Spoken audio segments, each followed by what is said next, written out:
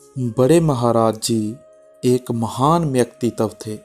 उनके बारे में हम जो कुछ पढ़ते हैं या जानते हैं वह नहीं के बराबर है। उनके व्यक्तित्व के बारे में उन्हें देखने या मिलने से ही कुछ अनुभव हो सकता था। कहने का मतलब यह है कि उनके प्रेम और प्यार को जिस सब्र से वह संगत के साथ पेश आते और जिस तरह उन्होंने संगत की सेवा की, उसे लफ्ज़ों में बयान नहीं किया जा सकता। जिस जगह पर कुछ भी नहीं था, वहाँ उन्होंने इतनी बड़ी कॉलोनी का और पूरे डेरे का निर्माण किया और अपने उपदेश को दुनिया के कोने कोने में पहुँचाया। इस बारे में कुछ ना कहना ही बेहतर है। मुझे अभी तक किसी लेखक का कोई ऐसा वर्णन नहीं मिला जो यह कह सके कि असल में वे क्या थे, और ना ही मुझे लगता है कि कोई ऐसा कर पाएगा। आप फरमाते थे, अगर हम मालिक की रज़ा में रहें और जो कुछ उसने हमें दिया है उसके लिए उसका शुक्राना अदा करें तो हम खुश और बेफिक्र रहेंगे। आप फरमाते थे, सब इंसान बराबर हैं, चाहे वह सत्संगी हों या गैर सत्संगी। कुछ गैर सत्संगी इतने अच्छे होते हैं कि उनसे मेल मिलाप रखना बहुत अच्छा लगता है, जबकि कुछ ऐसे सत्संगी भी होते हैं जिनसे बात करने की भी इच्छा नहीं होती। हमें अपने माहौल को खुद चुनना पड़ता है। अपने विवेक से खुद यह फैसला करना पड़ता है कि हमें किससे मेल मिलाप रखना चाहिए और किससे नहीं। इस बात से कोई फ़र्क नहीं पड़ता कि कोई सत्संगी है या नहीं। हम एक दूसरे के साथ कर्मों की डोरी से बंधे हुए हैं। हम अपने कर्मों के लेन देन का भुगतान करने के लिए यहाँ आते हैं। संसार में कोई माँ बाप और औलाद बनकर आ जाता है, कोई यार दोस्त और रिश्तेदार बनकर आ जाता है, लेकिन जैसे जैसे इस जन्म में प्रारब्ध कर्मों का हिसाब किताब ख़त्म होता जाता है, हम एक दूसरे से अलग होकर अपने अपने रास्ते पर चल देते हैं। ये दुनिया एक सराय की तरह है जहाँ सब मुसाफिर रात भर के लिए इकट्ठे होते हैं और सुबह होते ही अपनी अपनी राह पर चल देते हैं। यूँ भी कह सकते हैं कि हम पंछियों की तरह हैं जो सांझ होने पर पेड़ पर आ बैठते हैं और सूरज की पहली किरण के आते ही अपनी अपनी राह पर निकल जाते हैं। सन 1920 और 21 में हजूर महाराज चरण सिंह जी की आयु लगभग 4-5 वर्ष की थी। हजूर बड़े महाराज जी ने आपको अपने पास डेरे बुलाया। सतगुरु की संगत में उनकी प्रेम भरी देख रेख और डेरे के रूहानी वातावरण में आपकी बाल अवस्था तथा किशोर अवस्था बीती। डेरे में रहते हुए ही आपने प्राथमिक और माध्यमिक शिक्षा प्राप्त की। इस प्रकार बचपन में ही हजूर बड़े महाराज जी ने आपके अंदर रूहानियत की वह ज्योत जागृत कर दी जिसे आगे जाकर देश विदेश में प्रकाश और जागृति का प्रसार करना था। डेरे आने के कुछ ही दिनों के बाद हजूर बड़े महाराज जी ने आपको शब्द धुन बख्शी और प्रतिदिन कुछ समय अभ्यास में बैठने का हुक्म दिया। आप उस छोटी उम्र में भी रोज नियम पूर्वक अभ्यास को समय देते थे। बचपन से ही आप शांत, गंभीर और खुश मिजाज थे। जिस महान जिम्मेदारी को आगे जाकर संभालना था, उसकी योग्यता के लक्षण आप में शुरू में ही से। डेरे में कई अभ्यासी सत्संगियों को तो उन दिनों भी पता था कि आगे चलकर आप डेरे के प्रबंध और संगत की रहनुमाई का कार्य करेंगे। श्री बाबूराम टेलर मास्टर अपना यह अनुभव कभी कभी सुनाया करते थे। एक दिन बाबूराम जी हजूर बड़े महाराज जी के दर्शन और सत्संग के लिए डेरे आए। उस समय हजूर ऊपर अपनी कोठी के चुबारे के बरामदे में विराजमान थे। बाबूराम जी ने हजूर बड़े महाराज जी को माथा टेका और बैठ गए। उसी समय महाराज चरण सिंह जी, जिनकी उम्र उस समय 5-6 वर्ष की होगी, खेलते हुए उधर से निकले। उन्हें देखते ही बाबूराम जी अपनी जगह से उठे और जाकर उनके चरणों में माथा टेककर राधा स्वामी की।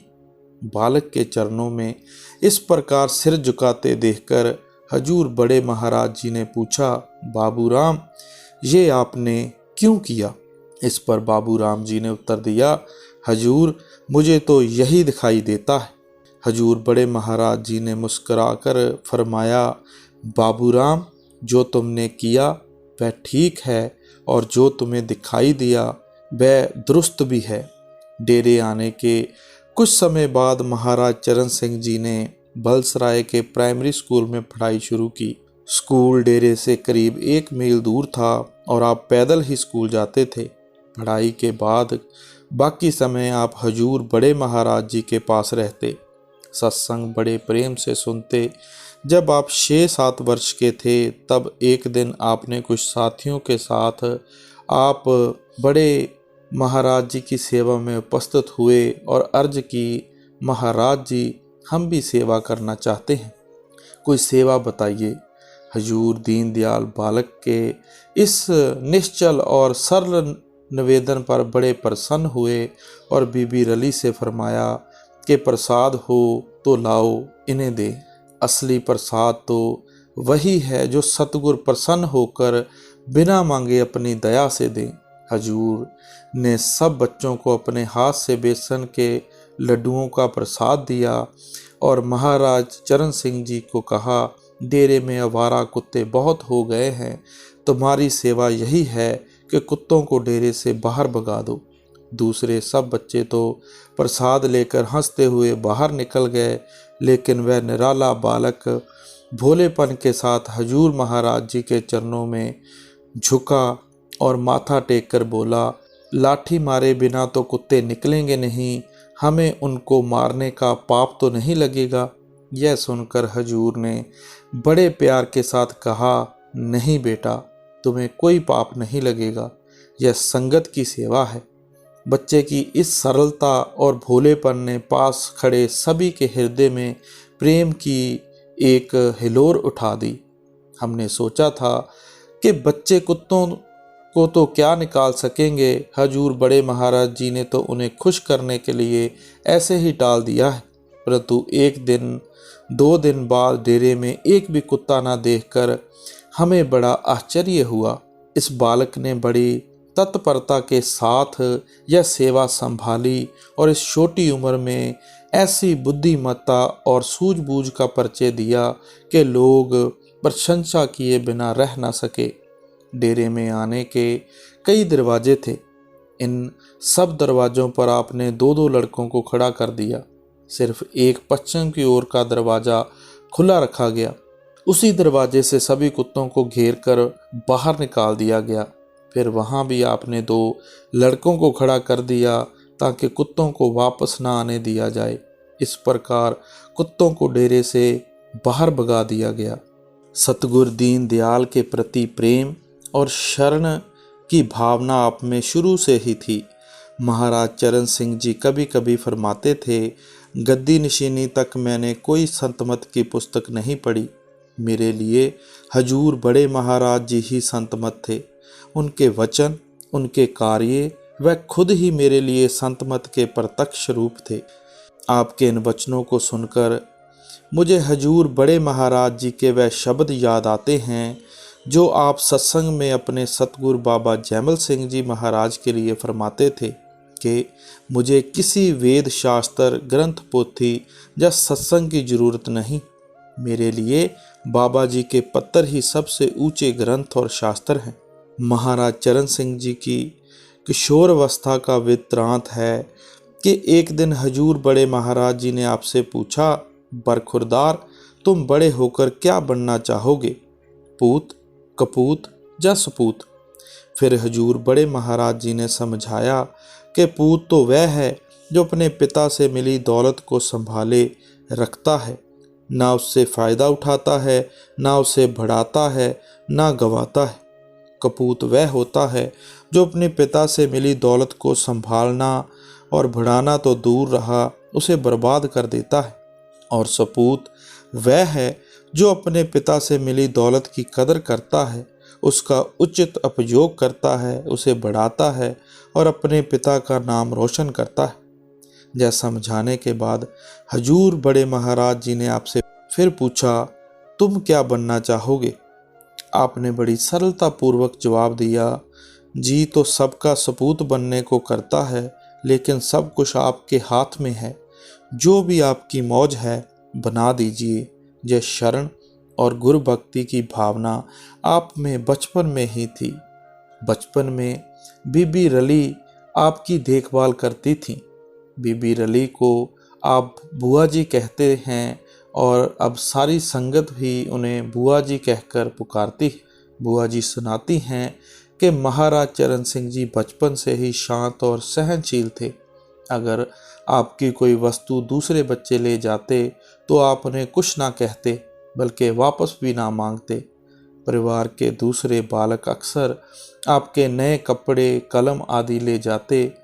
बड़े होने पर जब आपको कैमरा दिया गया तो आप बहुत प्रसन्न हुए, परंतु कुछ दिनों बाद आपका कैमरा परिवार के बच्चों ने ले लिया तो आपने ना तो कुछ कहा और ना कोई नाराज़गी प्रकट की। एक बार बुआ जी ने आपके लिए नए जूते मंगवाए और स्कूल जाते समय पहना दिए। आप रोज की तरह बाबा बकाला की ओर पैदल चल पड़े।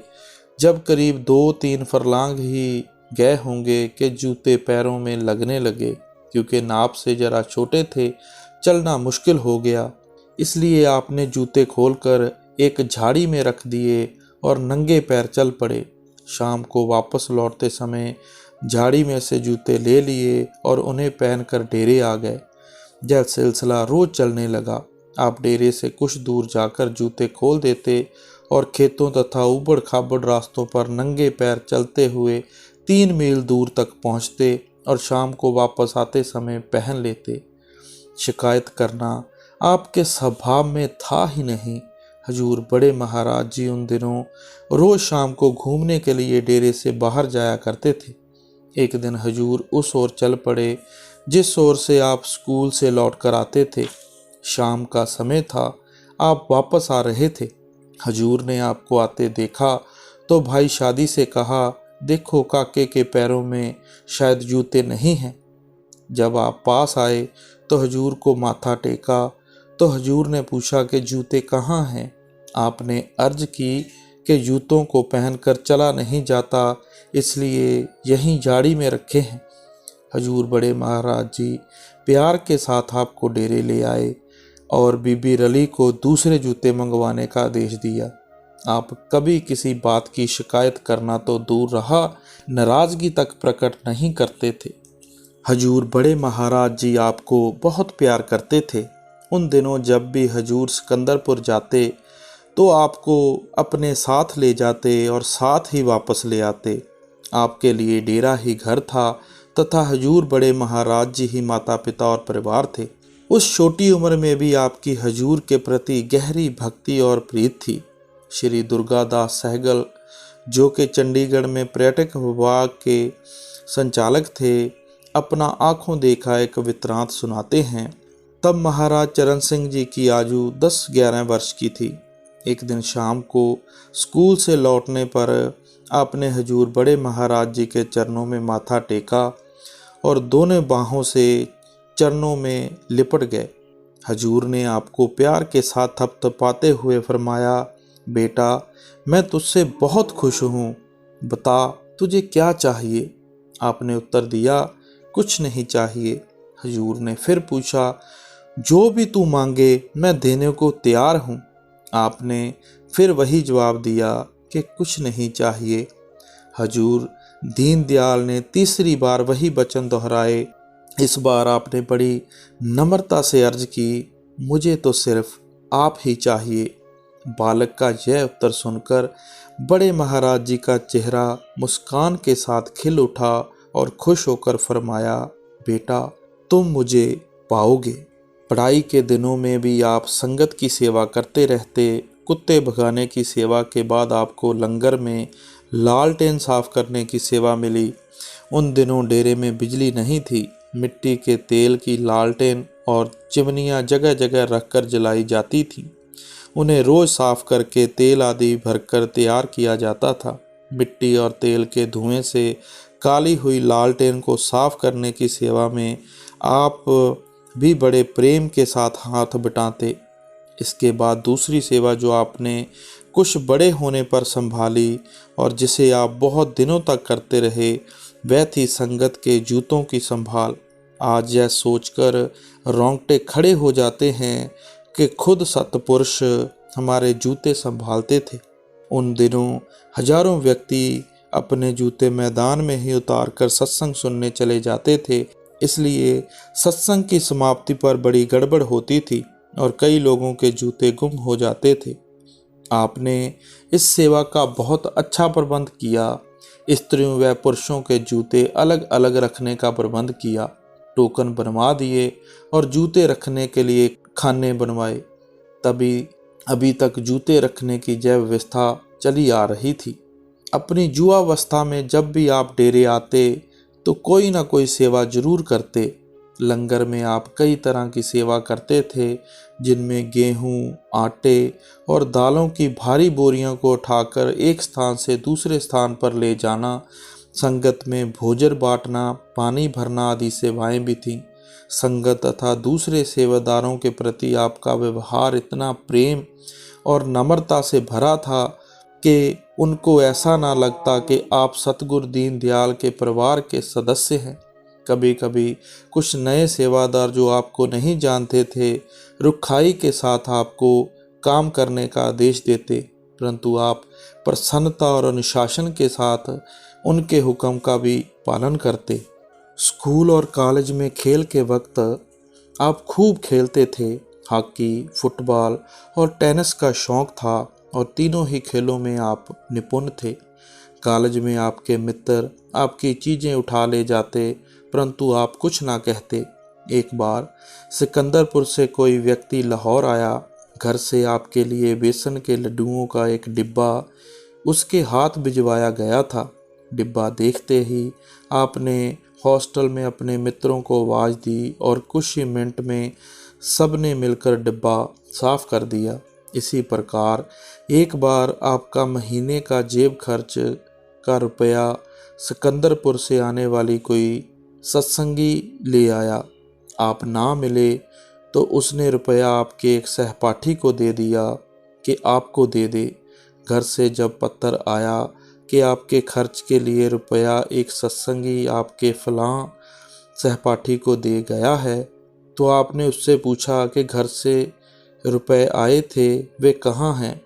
सहपाठी ने जवाब दिया, आए तो थे पर मुझसे खर्च हो गए। इस पर आपने शांत भाव से फरमाया, कोई बात नहीं, अगले महीने फिर आ जाएंगे। इन छोटी छोटी बातों को दोहराने का मेरा मतलब यह है कि बचपन से ही आप दूसरे बच्चों से भिन्न थे। स्वभाव में गंभीरता, सहनशीलता, उदारता आदि उस समय में आप में थी।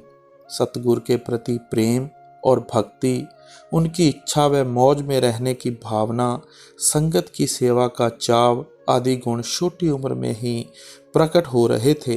कभी किसी ने आपके मुख पर सख्त लफ्ज नहीं सुने, क्रोध करते और नाराज होते नहीं देखा। आप किसी का दिल नहीं दुखा सकते थे। शुरू से ही आपका स्वभाव औरों से कुछ अलग था, अनोखा था। संतों के गुण और लक्षण आप में बचपन से ही प्रकट हो रहे थे। इन्हीं बातों को याद करके आपकी गद्दी नशीनी के दिन मैंने अपने भाषण में संगत से कहा था कि संत बचपन से ही संत होते हैं।